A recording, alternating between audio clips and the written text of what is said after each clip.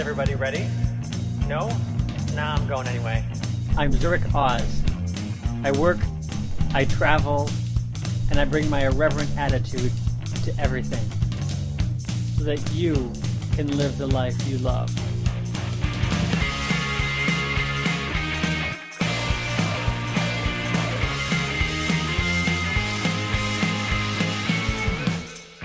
We are here at Caerlaverock Castle, which is a fantastic castle from the, I want to say 1200s in Scotland, right by a town called Dumfries. I'm going to zoom in to give you a nice view of the castle.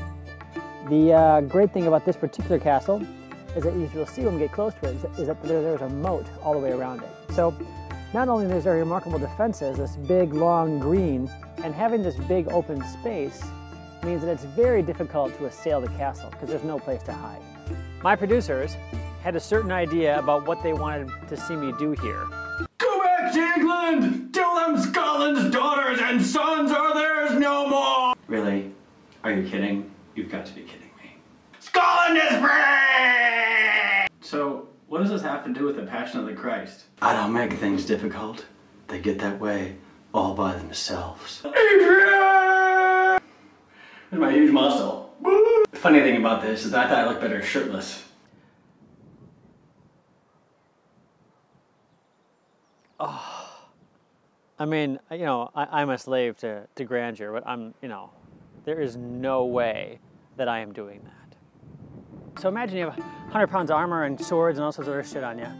You come running over here and you think, oh my God, there's a shit down there.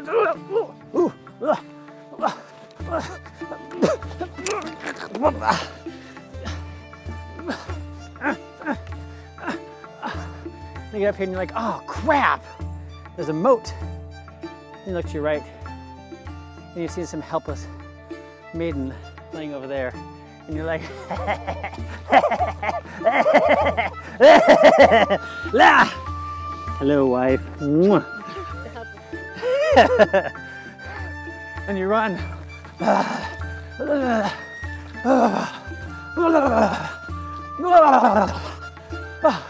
And you're like, damn it, there's no way in.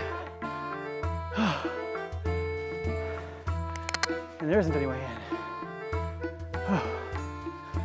Oh my God, I'm gonna have a stroke.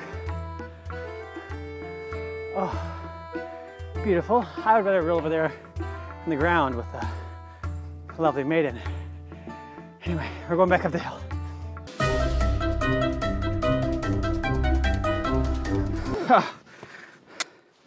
Ta-da! Oh, what a nightmare. Okay, I gotta tell you, that's not something that I'd want to do again or on a regular basis. Oh, I catch my breath. But that is a fabulous defensive strategy because I can't get my horse down there. I can't get my cannon down there. And I'm in arrow country from about here all the way to the castle. And not like, ow, but like, you know, like William the Conqueror killed whoever the guy was with an arrow in the eye. So it's kind of a nuts experience.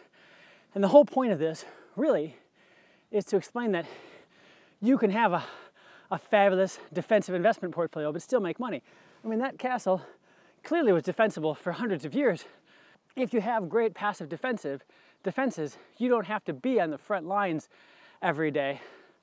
And that applies to investment portfolios. We don't actually have to be right there watching the moronic news media every day or looking at the trends or being like the first traders. We can look and say, okay, we built a castle, we built a fortress, we built a relatively well-defended investment portfolio. And we know, okay, maybe we want a little bit more higher ramparts over here, which means maybe we want more in large cap growth or small cap or domestic bonds or high yields or whatever. But by doing that, we can strengthen the perimeter of our castle and our fiefdom without actually having guys have to man it. We don't have to watch it 24/7. We do need to have a lookout though, who can spot the smoke from that army up there on the hill maybe several miles out and think, well, maybe we should reinforce a certain portion of the portfolio or a certain portion of the land holdings. Anyway, I hope you've enjoyed this quick little segue to the fantastic Caerlaverock Castle and our attempt to try to figure out what it means to actually try to attack this castle, which is not an easy thing.